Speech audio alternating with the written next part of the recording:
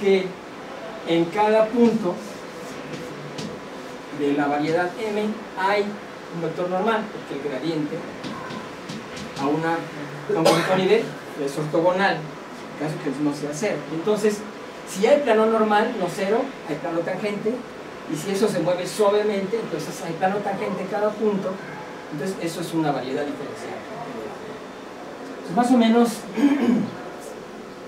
eso se generaliza a cualquier dimensión, y si esa norma al cuadrado es otra vez función de la f, entonces en un conjunto de nivel, esta también es constante, ¿no? Y el otro que se llama el laplaciano, también es constante en los puntos de nivel. Si estas dos cosas son funciones de la misma f, la f se dice isoparamétrica. ¿De acuerdo? Bueno, la afirmación que tiene que ver con la geometría es que toda hipersuperficie de nivel, con eso quiero decir un conjunto de nivel de esta función isoparamétrica con gradiente no cero, resulta ser que tiene coordenadas principales constantes. Y entonces lo isoparamétrico tiene que ver con la geometría, ¿no? Lo analítico de este tipo de estas dos funciones.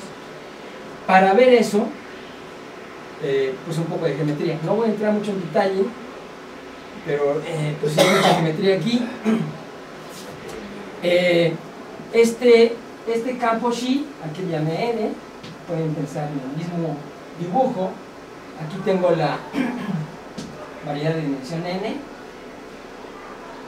Supongo que es orientable, eso quiere decir que existe un campo normal, diferenciable en toda la variedad, por lo menos en una vecindad del punto P.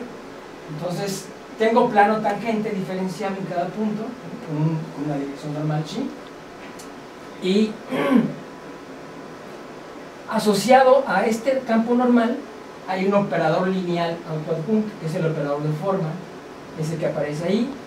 Es un operador lineal del espacio tangente en sí mismo, definido como por, piensen en la derivada del normal respecto a un campo tangente X. Eso está relacionado con la curvatura, porque así como las curvas, yo medía la variación de su vector tangente, si la dimensión es muy grande, lo que mido es la variación del normal, del vector normal. Entonces, si el vector normal no varía nada, pues tengo un plano, no tengo curvatura. En cambio, si el vector normal se mueve como por ejemplo una esfera, entonces la derivada de ese campo normal respecto a los tangentes ya es no cero y tengo la curvatura. Entonces, eso tiene que ver con la curvatura, ¿no? De hecho, se llama curvatura media a el promedio de la suma de las diagonales de la matriz asociada al operador de forma. En un marco ortonormal eso es cierta forma cuadrática, y hay una formulita que lo que me dice es que el gradiente de esta función está relacionado con este operador de forma de esa manera. Eso a lo que me lleva es a una igualdad entre la curvatura media y estas dos operadores diferenciables sobre f. Uno es el gradiente de f y otro es el laplaciano. Entonces, si la f es isoparamétrica, esta fórmula lo que me dice es que estas dos son constantes, entonces la curvatura media es constante. Más o menos eso es lo que quiere decir, ¿no? Y por eso es el tema de ahí abajo, ¿sale? Así que tenemos entonces que cada hipersuperficie de nivel de una función isoparamétrica tiene curvatura media constante, ¿sale? Entonces esto lo que quiere decir es que si tengo f isoparamétrica como acá, entonces cada una de las superficies de nivel es isoparamétrica. Eso define una familia isoparamétrica, ¿vale? De hipersuperficies de una función como conjuntos de nivel. Bueno, además también se cumple que las geodésicas del campo normal, una geodésica es para decirlo brevemente,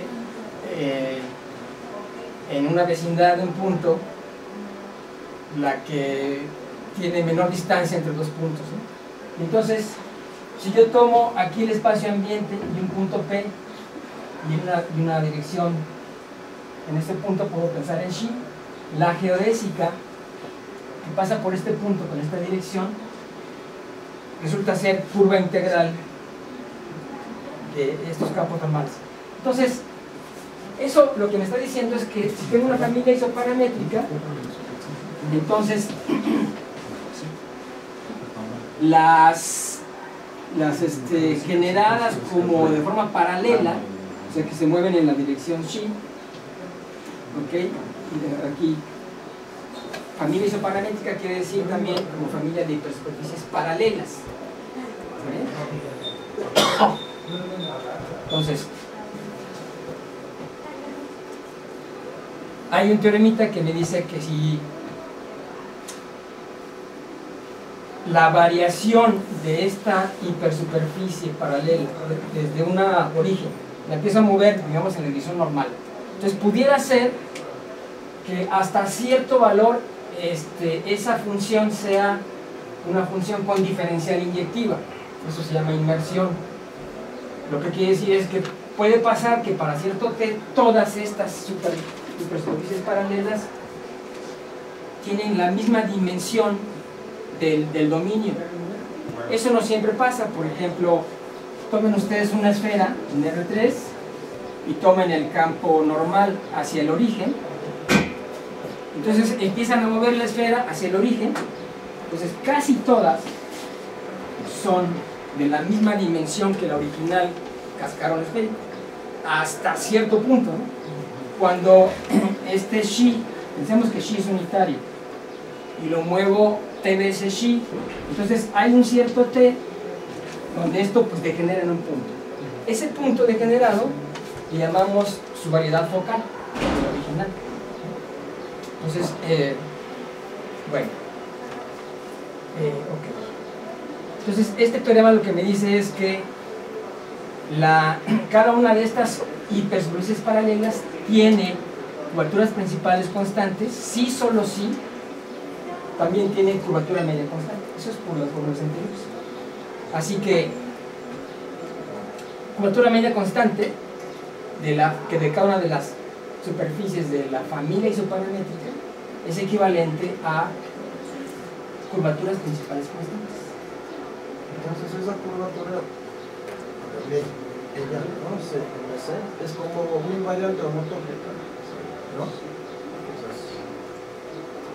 Sí, y claro, que en particular son continuas. Así es. Corolario, bueno, que ya lo dije, ¿no? Entonces tengo esta definición. Okay. Bueno, después del Laura que les dije en 1918, entonces, como que la pregunta es, ok, ya tengo una definición buena de isoparamétricas, hipersuperficies de una variedad, ¿no? Forma espacial real, la esfera, el euclidiano o el hiperbólico. ¿Cuántos tipos hay? Salvo difeomorfismo.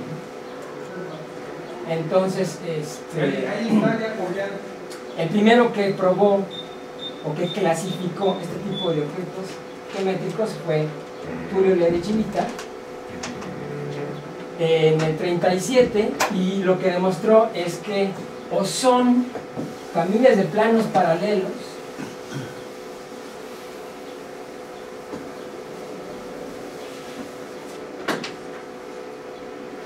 algo así, o la familia son esferas concéntricas, como hace rato. Aquí hay una superioridad focal, o sea, hasta cierto punto, o son cilindros coaxiales.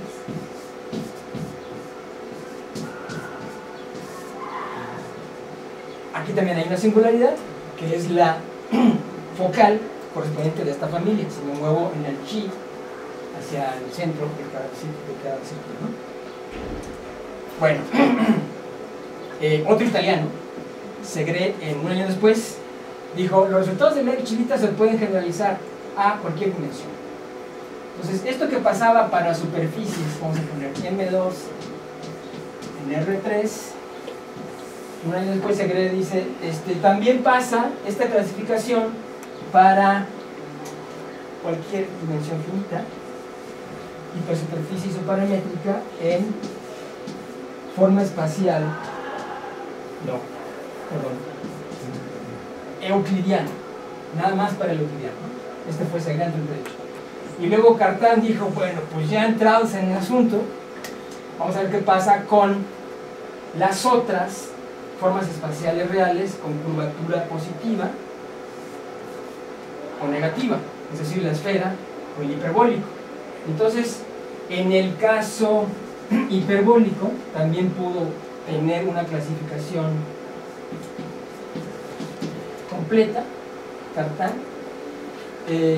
Con sus métodos también probó este caso y intentó clasificar el caso hipersuperficie de la esfera.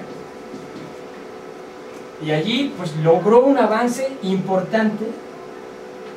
Ese fue, digamos, su contribución más importante, ¿no? Porque resultó mucho más difícil el caso esférico que los anteriores. Hasta hoy no hay clasificación completa en el caso esférico. Y lo que tiene que ver con este asunto son las superioridades focales. En pocas palabras, una focal es como la imagen de mapeo exponencial. ¿Está bien? Me voy a saltar esto, es un poco técnico. Solo voy a decir una definición. Un punto del espacio ambiente es punto focal de la variedad original. Si resulta ser imagen del mapeo exponencial, restringido a esa superficie, mapeo exponencial del ambiente, con kernel no trivial. O sea, como pasa por ejemplo aquí, me paro en un punto del cilindro, vamos a pensar en el cilindro original. Y aquí la diferencial del mapeo exponencial es un mapeo lineal del plano tangente al cilindro en el plano tangente a la empujada por el normal. ¿Está bien? Ajá, pero ¿quién te dice que este mapeo es isomorfismo lineal? Pues la mayoría sí, pero puede pasar que haya un punto, vamos a pensar P, donde no sea un mapeo inyectivo a la diferencial y entonces se llama punto focal. Y a la dimensión del kernel le vamos a llamar multiplicidad de ese punto focal. ¿Sale? Pues hay un teorema que te dice dónde están localizados los puntos focales en relación con los valores propios de aquel operador de forma que nos definimos antes. Y la relación es el recíproco del valor propio, en el caso euclidiano, si existe tal valor propio del operador de forma tal que yo muevo el t, el recíproco de ese valor propio, entonces ese es su punto focal. En el caso esférico es lo similar, que es la cotangente, y en el caso hiperbólico es la cotangente hiperbólica. Esto tiene que ver pues, con la geometría de los espacios ambientes, ¿no? Pero pensemos en el caso real si quieren nada más. Y entonces los valores propios de las empujadas en la dirección normal, vamos a pensar que si este es Ft y este es m, la que está por aquí le voy a llamar Ft de m. Los valores propios de la empujada en la dirección normal también tiene unos valores propios relacionados con el lambda i, donde lambda i es la curvatura principal de la original y hay unas formulitas ahí. Bueno, no me quiero detener mucho acá. Si la codimensión es mayor que 1, entonces pensamos ahora, por ejemplo, una función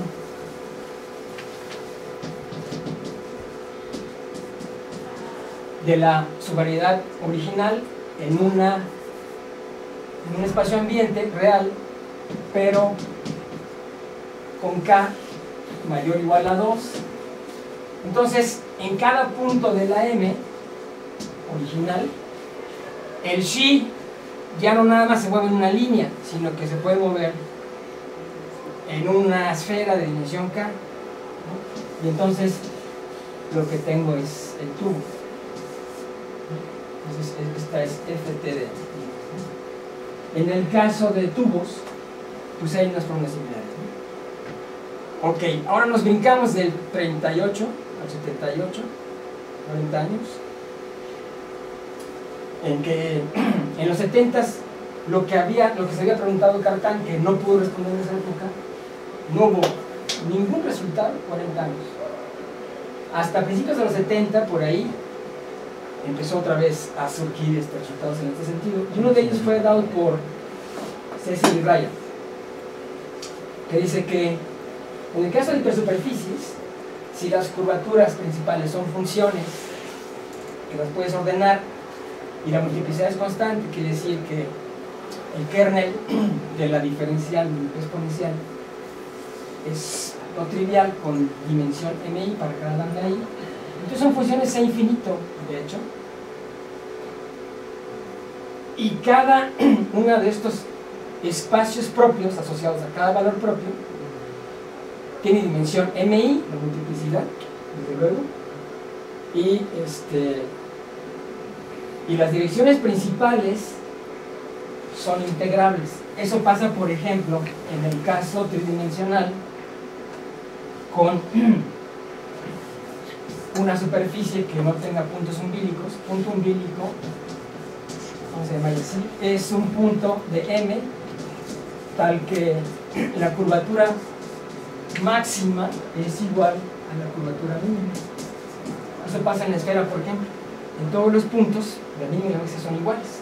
Todos los puntos de una esfera son umbilicos. En un cilindro no hay umbilicos porque la mínima es 0, la máxima es 1. Y en un elipsoide general de 3 ejes distintos hay solamente 4 umbilicos, 2 en el hemisferio de arriba, 2 en el hemisferio de abajo, y estos están unidos por las líneas de curvatura, que son las curvas integrales de que habla aquí, de estos subespacios propios. Entonces, por ejemplo, aquí el subespacio propio es de dimensión 1, entonces si la función es de clase C1, eso, el teorema de existencia de unicidad de ecuaciones diferenciales, te dice que pues, son integrables, ¿no? Aquí es un poco más general. Y aquí, fuera de umbilicos, tienes dos direcciones principales que son ortogonales porque los valores propios de las cromosomas son ortogonales, porque la métrica es definida positiva, y entonces hay otra familia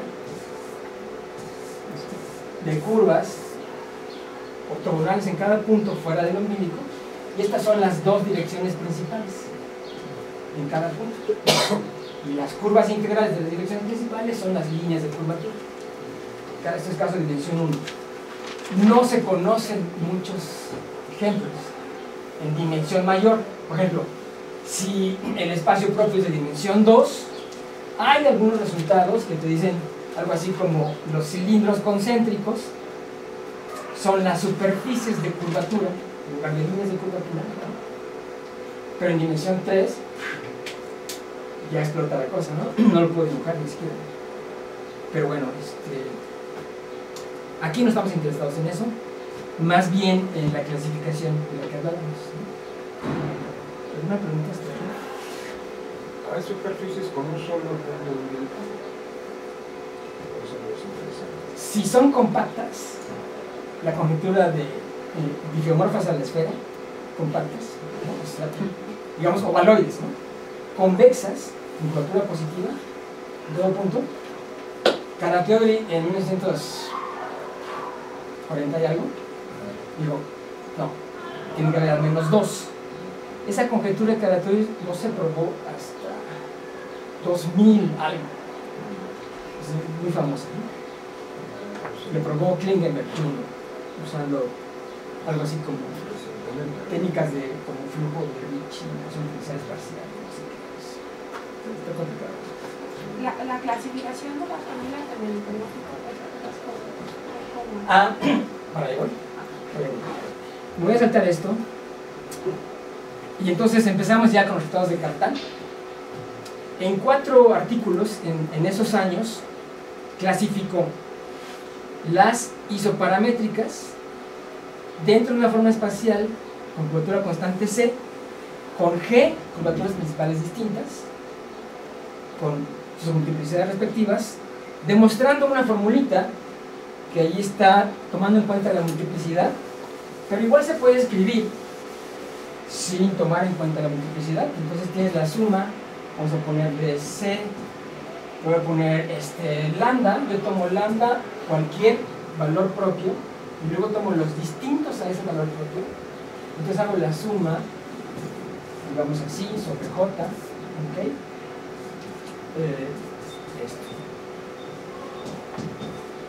Utilizando geometría, ecuaciones fundamentales, Codazzi y algunas definiciones que ya vimos, Cartan prueba esta fórmula.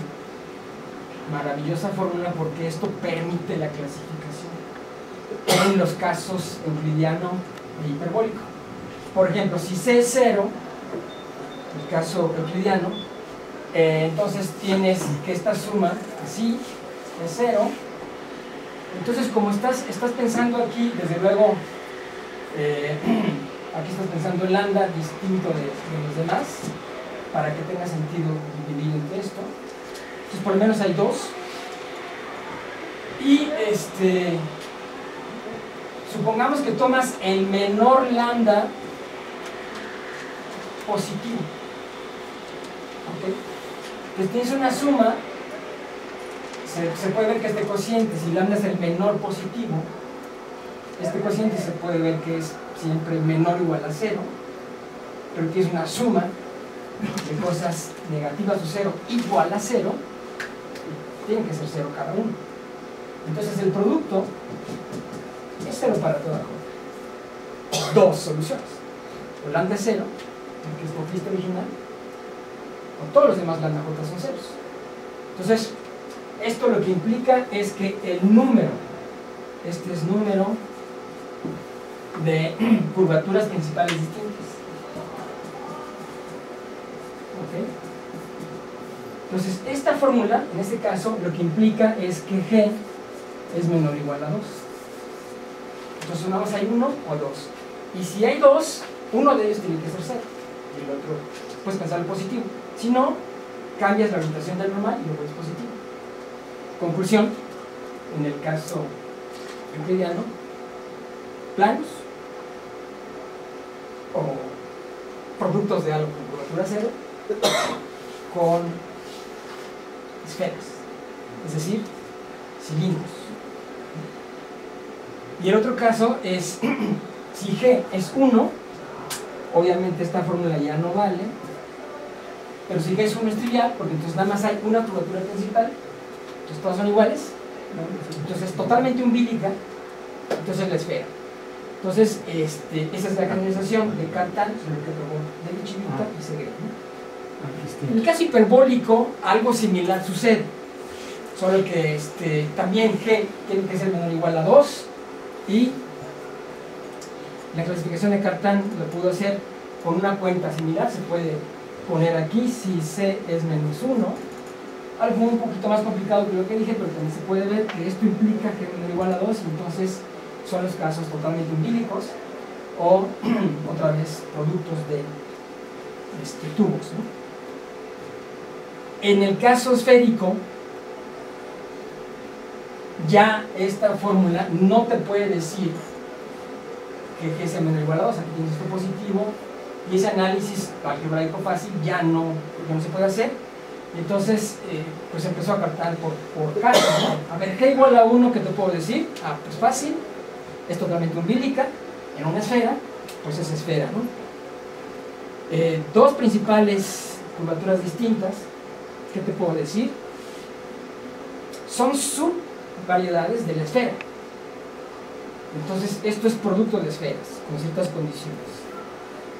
Hasta el caso de 3 curvaturas principales distintas, Cartan pudo clasificar. un trabajo complicado, difícil, ¿no? Aquí entró en juego mucha álgebra que Hughes ya había demostrado por ahí, y usando ese teorema de Hughes, Cartan pudo clasificar, usando ese teorema, relacionando la existencia de una función isoparamétrica de la familia correspondiente con las posibilidades para las curvaturas principales. Solo hay 4 casos, y entonces después de un trabajo ahí, Cartan era el maestro en esa época de lo simétrico, ¿ok? Entonces pudo ver que esos son como proyectivos en la esfera de la dimensión adecuada. Por ejemplo, para m igual a 1, resultó que todas las curvaturas tienen la misma multiplicidad 1, y entonces la esfera es tiene que ser de esa dimensión, y todos los casos son estos casos de acá, ¿no? Dimensiones del proyectivo en la esfera correspondiente con el campo, los reales o los complejos o los cuaterniones o los números de K. Estas álgebras, ¿sí?, para estos casos. Después de G igual a 3 hasta hoy no ha sido resuelto el problema de clasificación en general. Por supuesto hay muchos resultados en casos homogéneos, etcétera, otras condiciones. El libro más reciente publicado sobre esta recopilación de esta información es el de Cecil y Ryan, se publicó en 2015, tiene aproximadamente 500 páginas, recuperación de artículos, de aproximadamente 500 artículos. Es vasto el asunto, ¿no? Ok.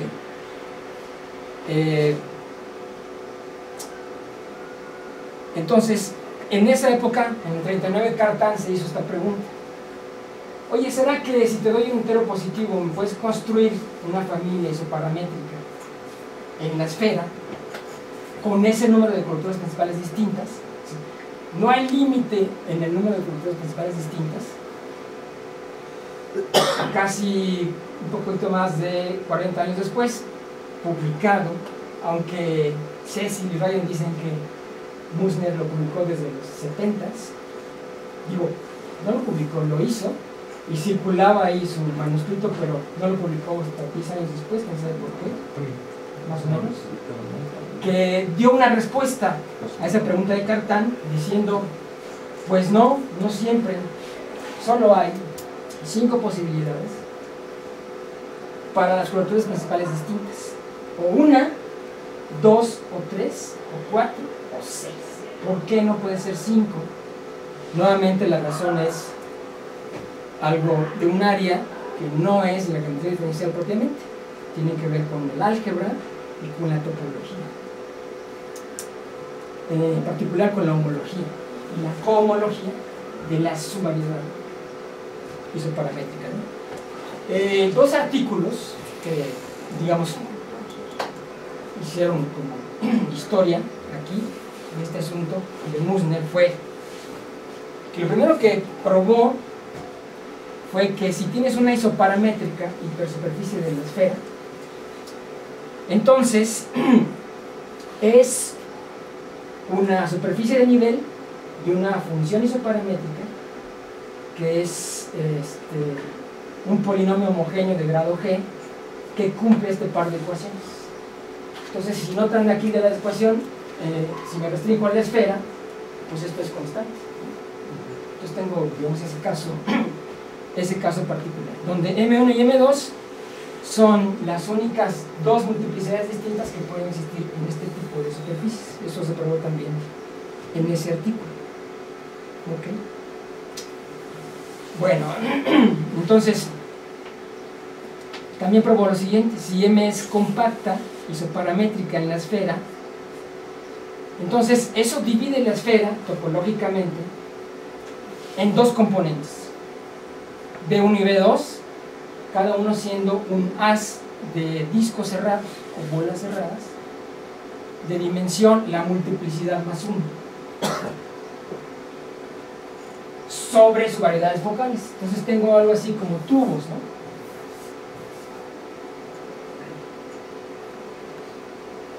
Entonces, una cosa que todavía yo no he terminado de entender bien, si algún topólogo me quiere ayudar, bienvenido, para como entender la prueba de Mussner, que es un artículo bien difícil, que con cálculos de homología y cohomología ve que la dimensión del anillo de cohomología de la subvariedad M solamente puede ser esos 5 casos, y que es igual a 2 veces este bendito número de curvaturas principales distintas. Así que G no puede ser 5 y no puede ser mayor que 6. Respuesta para Cartan 40 años después, ¿no?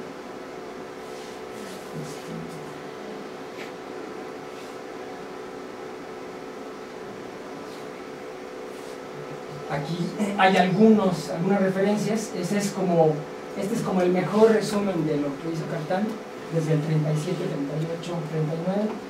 Hay uno más del 40, pero ese tiene que ver con ejemplos de hipersuperficies en la esfera S5 y en S9 con 4 curvaturas principales distintas. Solo ejemplos, no la clasificación, que hasta hoy día no se conoce. Pero ese fue publicado en la revista Tucumán, que tiene un nombre como latino, y lo que yo supongo es que ahí había empezado la Segunda Guerra Mundial, ¿no? Entonces, ¿cómo publico en Europa? Se fue a otro lugar, y en la revista Tucumán, que creo que es por ahí como por Sudamérica, algo así, publica esos ejemplos de isoparamétricas en la esfera con 4 curvaturas principales distintas. Y los ejemplos son solamente órbitas de grupos de isometría de la esfera, SO, N más G. Entonces, otra pregunta de Cartan fue: ¿será que todas las isoparamétricas en la esfera son órbitas de grupos de isometría de SO tal y tal? Y la respuesta es que no. Hay ejemplos de los japoneses, también por los 70s, donde hay ejemplos de isoparamétricas en la esfera que no son homogéneas, no pueden ser órbitas de ningún grupo de isometría. Y de ahí explotó más la cosa. También se preguntaba Cartan en el artículo si pueden existir hipersuperficies isoparamétricas en la esfera con 3 curvaturas principales distintas o más y con multiplicidades diferentes. ¿Ok? Por ejemplo, podría existir un caso de, a ver, pongamos el par G y multiplicidad, ¿no? Entonces, supongamos 2 o 3 curvaturas principales distintas y la M que fueran que las multiplicidades de cada una de estas 3, voy a ponerlo así: G1, G2, G3.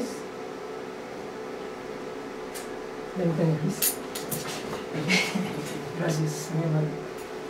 Vamos a poner una pequeña tablita, ¿no? Entonces G1 vamos a poner curvatura principal 1, 2, 3. Pero con multiplicidades distintas. Multiplicidad puedo poner 1, vamos a poner M. O sea, multiplicidad es la dimensión del kernel de la diferencial de correspondencia. O sea, en el caso de 1 tengo líneas de curvatura, con curvatura 2. Pueden pensar en círculos de curvatura 2, ¿no? Este sería como este caso. Pero ¿qué tal si la multiplicidad de la curvatura 1 fuera 2? Entonces hay planos, superficies tangentes a las superficies de curvatura, valga la redundancia, con curvatura 1. Entonces, y este otro, ¿no? Distinto. Porque él solo encontró con la misma multiplicidad. O sea, en el caso 3, digo, todos son 1 y todos son 2. Esos fueron sus ejemplos en el artículo de 40. Y la respuesta es que no siempre es así. Hay casos también probados por Castro, Groth y Halperin en un contexto más general de las isoparamétricas que se llaman las Dupin, donde esto no tiene que ser así. Si hay ejemplos donde las multiplicidades son distintas, para G igual a 4. ¿Ok? O sea, y todavía hay muchos más problemas abiertos. Por ejemplo, ¿qué tal si la condimensión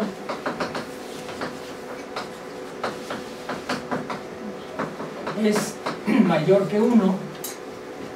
Entonces hay otro libro escrito por un italiano, un inglés, y el otro es Carlos Olmos. Olmos. Este es argentino, ¿no? Carlos Olmos. Que es otro libro que se llama Subvariedades y Holonomías, que tiene otras 450 páginas de otras 350 más.